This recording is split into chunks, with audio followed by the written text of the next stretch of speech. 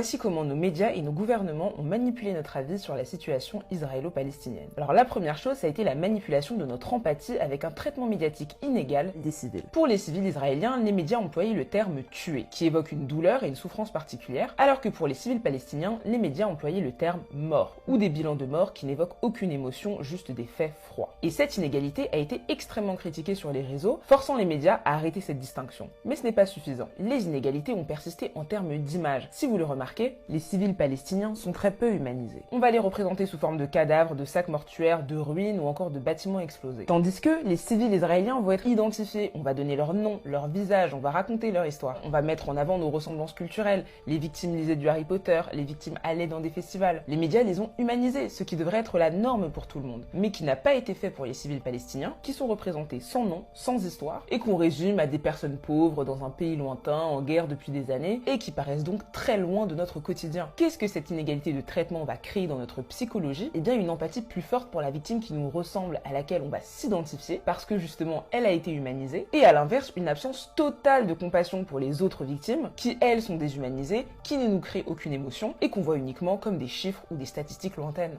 Et cette absence de compassion va d'ailleurs justifier la deuxième manœuvre que j'appelle les condamnations sélectives. C'est-à-dire que ce soit nos médias ou le gouvernement, il y a eu à juste titre une condamnation ferme et unanime suite aux attaques terroristes du Hamas du 7 octobre, des plateaux dédiés, des discours complets, bref, le consensus était très clair. Mais dès lors qu'on s'intéresse aux attaques commises par Israël, là, ce n'est plus clair et on va nous dire que c'est un conflit compliqué. Et il n'y a eu aucune condamnation unanime, ni de remise en contexte de tous les crimes commis par Israël que le droit international, les ONG et même l'ONU dénoncent depuis des années, à savoir la colonisation de la Palestine par Israël et son occupation illégale, le régime d'apartheid qu'Israël impose aux Palestiniens qui sont privés de certains droits, les blocus illégaux qu'Israël impose à la Palestine et les bombardements intempestifs sur Gaza, qui est non seulement une zone civile, mais surtout dont la moitié de la population sont des enfants. Et cette différence de traitement, elle était flagrante sur les plateaux télé. Chaque prise de parole considérée comme pro-palestinienne était régulièrement coupée, mais surtout, il fallait d'abord condamner les actes terroristes du Hamas. Non, mais attendez, Karim, vous pensez que c'est pas important que l'Algérie et la Tunisie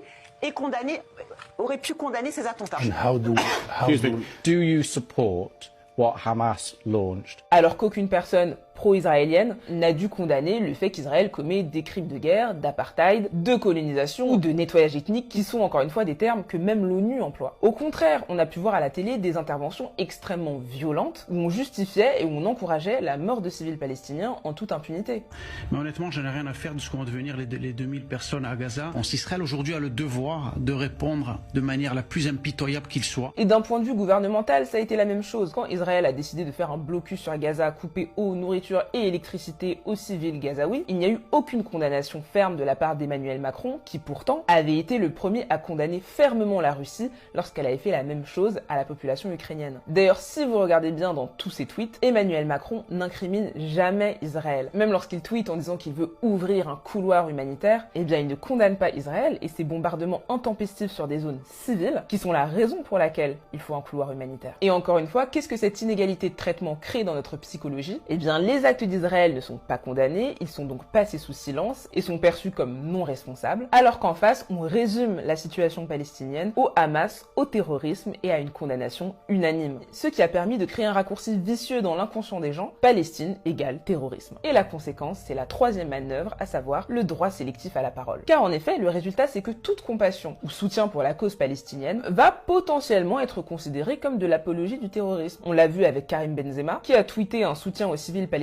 et qui a directement été accusé par le ministre de l'Intérieur d'être un soutien des frères musulmans. Tout ça sans preuve, je pense qu'il est important de le dire, et vous avez même des élus qui ont proposé sa déchéance de nationalité et le retrait de son ballon d'or. Et cette criminalisation des soutiens à la Palestine, on l'a vu aussi avec les manifestations. Les manifestations en soutien aux civils israéliens ont été autorisées, ce qui est normal, mais pour les manifestations en soutien aux civils palestiniens, le ministre de l'Intérieur en personne a demandé à ce qu'elles soient systématiquement interdites pour risque de trouble trouble à l'ordre public. Alors heureusement, le Conseil d'État a fini par s'y opposer et une manifestation a donc pu se dérouler. Mais ça prouve quand même le raccourci que notre propre gouvernement a fait en estimant qu'une compassion pour les civils palestiniens signifie trouble à l'ordre public, c'est-à-dire violence, délinquance, et c'est encore une fois une forme de criminalisation. Et le résultat sur notre psychologie, encore une fois, c'est quoi? C'est que beaucoup de personnes ne vont plus oser exprimer leur compassion à la population palestinienne par peur d'être assimilées à ce raccourci de terroristes. Et ce droit sélectif à la parole, il va dans les deux sens, parce qu'il y a plusieurs associations israéliennes comme Tzedek qui se mobilisent activement contre la colonisation de Palestine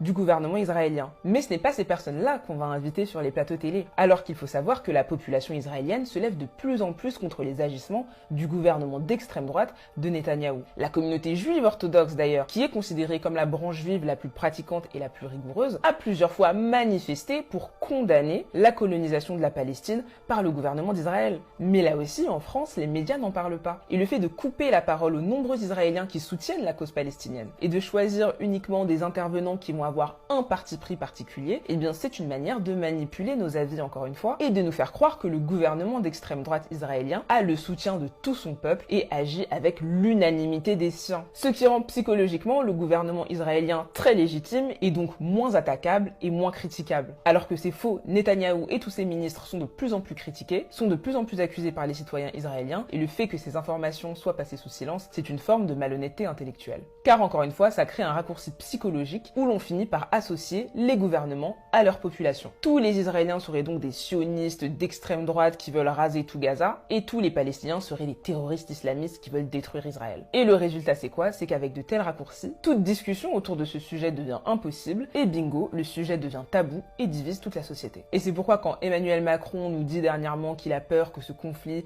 divise la société française, eh bien c'est justement ces doubles standards qu'on vient de voir qui divisent la société française et qui renforcent cette logique de camp avec le camp pro-Palestine et le camp pro-Israël. Et c'est uniquement en faisant preuve d'honnêteté intellectuelle et d'égalité de traitement qu'on pourra éviter cette division qui finalement est contre-productive à la paix que nos gouvernements disent vouloir obtenir. En tout cas, dites-moi laquelle de ces 3 manœuvres vous aviez déjà remarqué et si vous en avez repéré d'autres, écrivez-les en commentaire car vous l'aurez compris, cette liste n'est clairement pas exhaustive.